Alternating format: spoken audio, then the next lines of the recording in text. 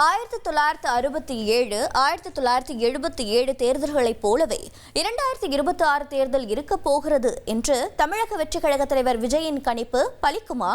அவர் சொல்லும் 1967, 77 தேர்தல்களில் நடந்தது என்ன என்பதை விரிவாக பார்க்கலாம்.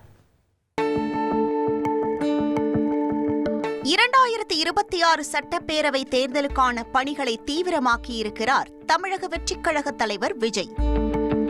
தாவேக சார்பில் உறுப்பினர் சேர்க்கைக்கு நவீன வசதிகளுடன் மை டிவிகே என்ற செயலி உருவாக்கப்பட்டுள்ளது.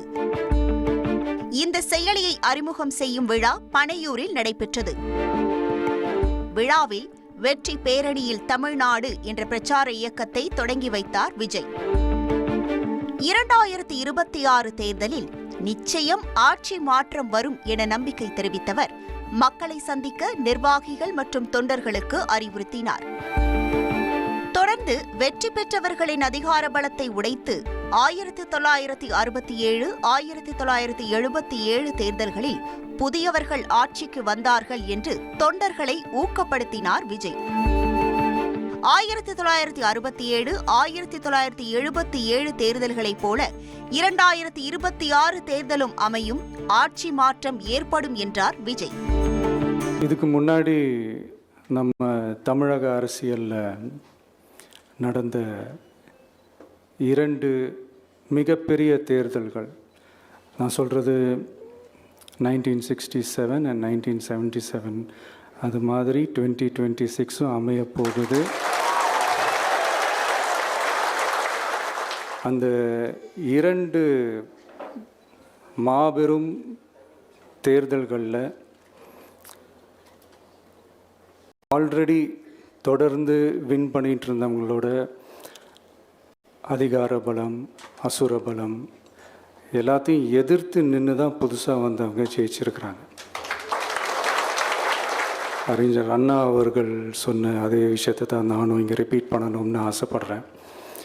மக்களிடம் செல், மக்களிடம் இருந்து கற்றுக்கொள், மக்களுடன் வாழ், மக்களுடன் சேர்ந்து திட்டமிடு. இதை சரியாக செஞ்சாலே போதும். ஊருக்கு ஊர், வீதிக்கு வீதி, வீட்டுக்கு வீடு, வெற்றி பேரணியில் தமிழ்நாடு.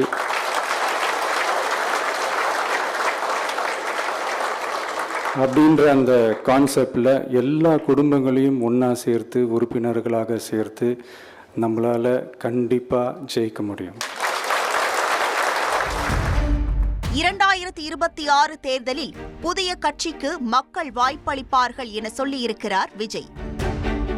இப்போது விஜய் சொல்லும் 1967, 1977 தேர்தல்களில் என்ன நடந்தது என்பதை சற்று திரும்பி பார்ப்போம்.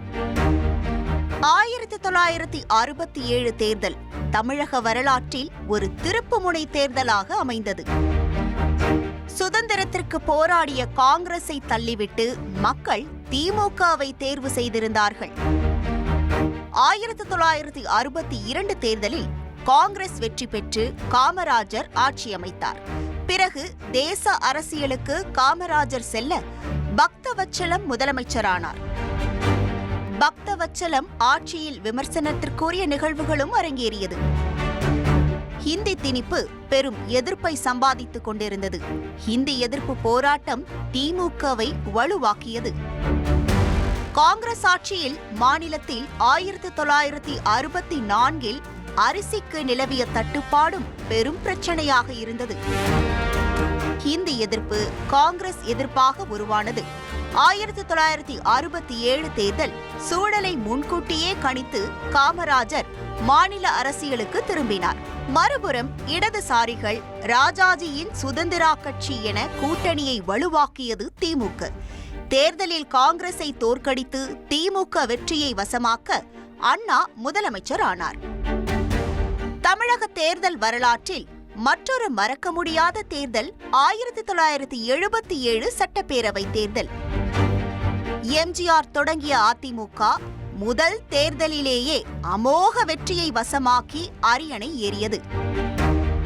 இந்தியாவில் புதிதாக தொடங்கப்பட்ட கட்சி பெரும் வெற்றியை பெற்று ஆட்சியை பிடித்தது இந்தியா முழுவதுமே ஆச்சரியமாக பார்க்கப்பட்டது. 1971 சட்டப்பேரவை தேர்தலிலும் திமுக வெற்றி பெற்றது. கருணாநிதி முதலமைச்சரானார். அப்போது அமைச்சரவையில் எம்ஜிஆருக்கு இடம் மறுக்கப்பட்டதில் பிரச்சனை தொடங்கியது. 1971 ஆகஸ்டில் மாநிலத்தில் மது விலக்கு ரத்து செய்யப்பட்டது. இதற்கு எதிராக பேசினார் எம்ஜிஆர். மறுபுறம் கட்சி பதவிகளில் இருப்பவர்கள் குடும்பத்திற்கு வாங்கியிருக்கும் சொத்துக்கள் இருந்தால் கணக்கு காட்ட வேண்டும் என்றார். கட்சியிலிருந்து எம்ஜிஆருக்கு நோட்டீஸ் அனுப்பப்பட்டது. இடைநீக்கம் செய்யப்பட்டார் எம்ஜிஆர். சமரச முயற்சிகள் மேற்கொள்ளப்பட்டாலும் அது பயனளிக்கவில்லை. 1972 அக்டோபர் 18ஆம் தேதி அண்ணா திராவிட முன்னேற்றக் கழகத்தை தொடங்கினார் எம்ஜிஆர். 1973 திண்டுக்கல் மக்களவை தொகுதி இடைத்தேர்தலில் போட்டியிட்டு அமோக வெற்றியை வசமாக்கியது அதிமுக. தொடர்ச்சியாக நெருக்கடி நிலைக்கு பிறகு 1977 நடைபெற்ற சட்டப்பேரவை தேர்தலில் அதிமுக அமோக வெற்றியை வசமாக்க எம்ஜிஆர் முதலமைச்சரானார். இப்படி தமிழக அரசியல் வரலாற்றில் திருப்பு முனையாக அமைந்த 2 தேர்தல்களையே சுட்டிக்காட்டுகிறார் விஜய்.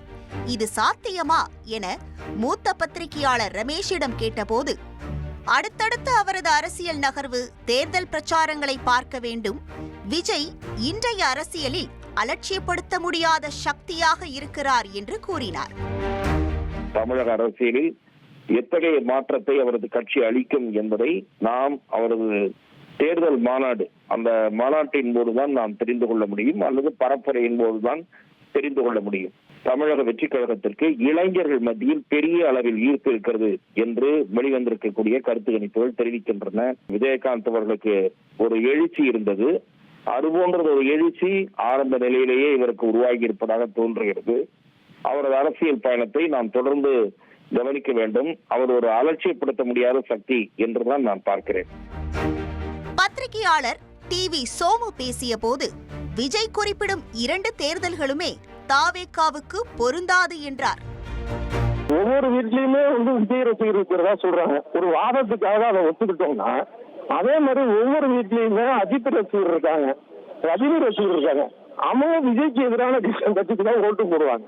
அதனால இவர் சொல்ற மாதிரி எம்ஜிஆர் கூட ஒப்பிடுவதற்கு விஜய்க்கு எந்த விதத்திலும் பொருத்தம் இல்லை.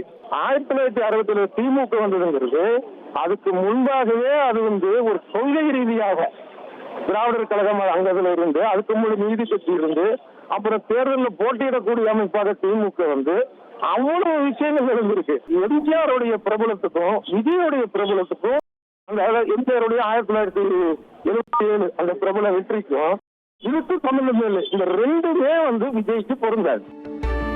விமர்சனங்கள், கணிப்புகளை எல்லாம் கடந்து 2026 சட்டப்பேரவை தேர்தல் பணிகளில் தீவிரம் காட்டுகிறது தாவேக்கு.